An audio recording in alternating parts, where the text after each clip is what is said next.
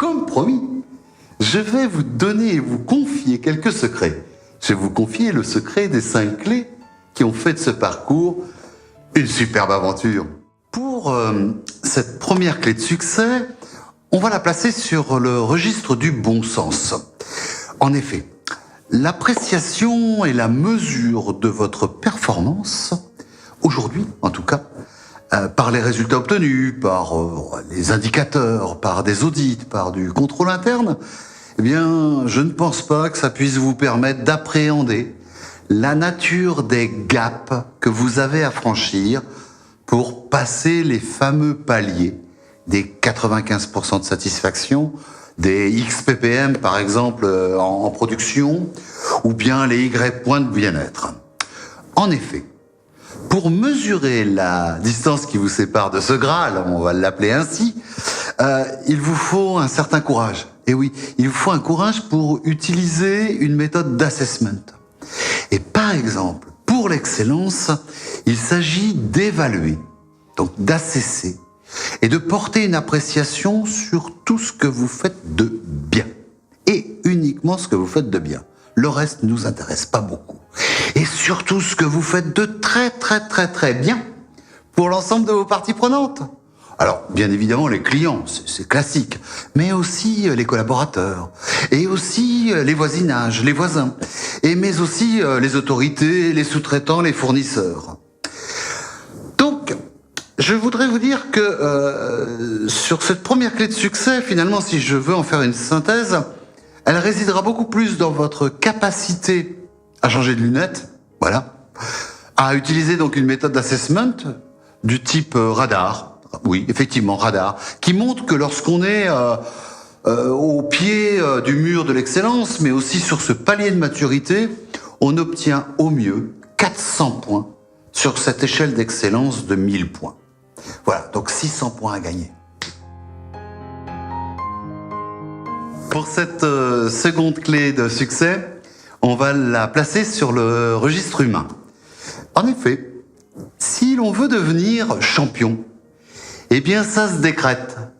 Et oui, devenir champion, pour être source de conviction, d'inspiration, il faut le décréter. Si l'on veut être le champion de quelque sujet que ce soit, c'est qu'on a une vision. Vous voyez, une vision. Et qu'il faut la partager avec ses tripes, avec ses valeurs et son éthique, en toute transparence et bien sûr auprès de l'ensemble des parties prenantes. Donc si vous voulez résumer cette deuxième clé de succès, elle n'est surtout pas issue de votre mirobolante stratégie. Elle n'est pas issue de vos pharaoniques objectifs, ni de vos surmoyens ou de vos sous-moyens. Elle est simplement issue de votre vision et de votre posture vis-à-vis de votre environnement, de votre capacité à rendre les parties prenantes heureuses, et ça, notamment pour vos collaborateurs, notamment pour vos clients et tout votre entourage. Pour cette troisième clé, on va la positionner sur le registre managérial. En effet, mesdames et messieurs, tout ce que vous créez, tout ce que vous réalisez doit être impérativement aligné sur votre vision et au service d'une partie prenante comme le client ou d'autres parties prenantes. Le reste, savez-vous, eh bien, ça ne sert pas à grand-chose. Ça sert principalement à égrener le temps et à faire fuir les talents. Les talents des collaborateurs, mais aussi ça sert à faire fuir les clients. Aussi, répondre à l'immédiateté du temps réel, bien évidemment, en boucle courte, et aux enjeux stratégiques, donc en temps différé, requiert, je vais appeler ça le grand écart de vos managers. Donc, cette troisième clé, vous savez, elle réside bien plus dans le pilotage de vos projets et de vos approches, dans la droite lignée, bien sûr, de votre stratégie et votre vision, tout en libérant les énergies.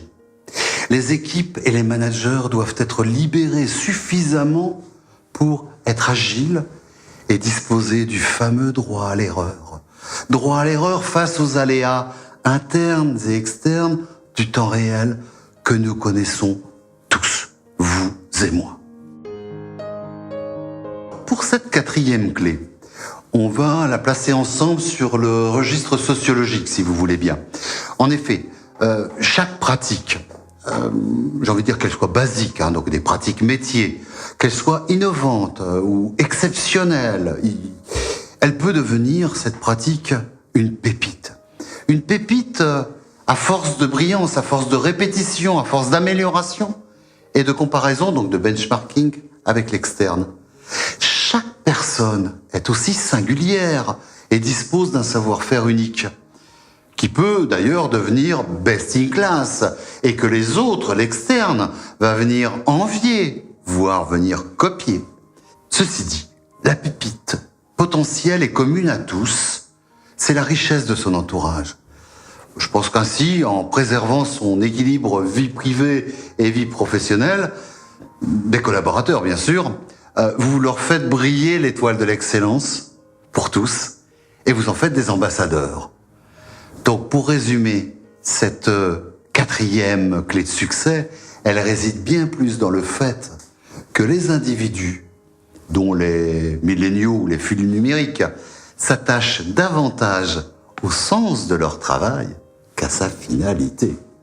Et ils sont bien plus fidèles au projet et bien sûr aux pépites ou au best in class qu'à une entreprise, quel qu'en soit le nom ou la renommée. Pour cette cinquième clé de succès, qui est d'ailleurs temporelle, je la placerai dans un registre plutôt conjoncturel. En effet, le modèle économique, aujourd'hui, de création de valeur, se concentre autour d'un écosystème de parties prenantes.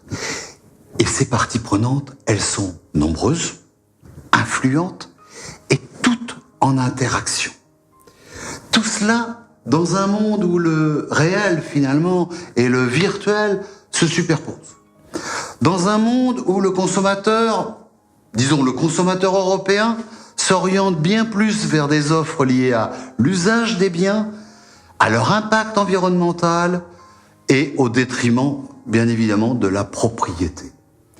Aussi, cette cinquième clé de succès réside dans le fait qu'il est fondamental pour vous, me semble-t-il, de revoir les dispositifs de mesure et d'objectifs, dans un cadre que nous allons appeler le Balance Scorecard, où l'on croise et où l'on mesure et où l'on place des objectifs sur deux grandes familles de mesures. Mesures, dirons-nous, de la performance, que vous savez très très bien faire, que l'on croise et que l'on superpose avec la perception de votre partie prenante, clé, cible. Mesdames et messieurs, pour terminer ce panorama, j'aimerais citer un ami qui m'est cher et qui dit souvent « L'homme pense que l'excellence se trouve au sommet de la montagne, alors qu'elle réside dans la façon de la gravir. » J'aimerais donc remercier bien sûr les équipes européennes pour tout leur soutien. Je voudrais vous remercier, vous, pour votre attention. Et je voudrais vous dire surtout au plaisir de vous croiser sur la route de l'excellence. Car, à mon sens, c'est quand même la plus belle voie de progrès pour les entreprises d'aujourd'hui et de demain, mais aussi pour les champions de demain.